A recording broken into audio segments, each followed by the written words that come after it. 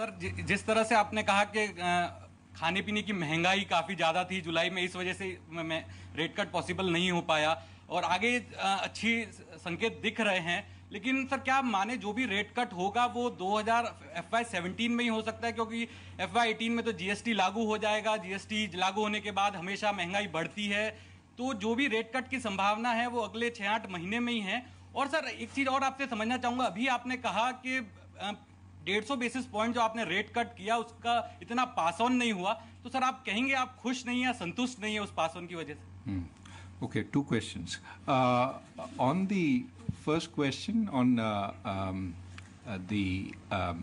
whether there is a time before which it will become impossible to do rate cuts, I don't really think one can argue in such a way that there is future inflation anticipated, therefore it will become impossible to do a rate cut.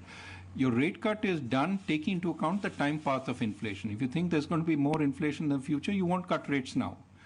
That said, I don't think it is wise to assume that GST implementation will necessarily increase inflation.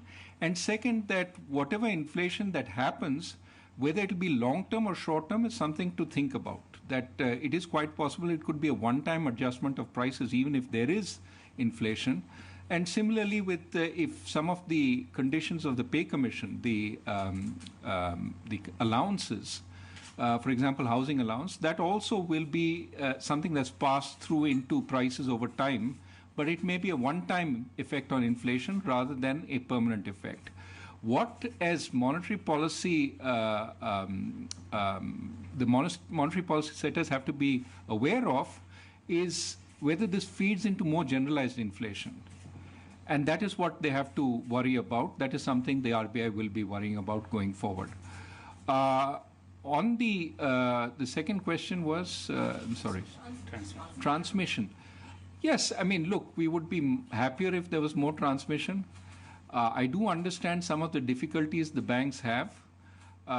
And my sense is that as this process of cleanup happens, and as the economy recovers and credit demand also picks up, you will see more possibility of transmission.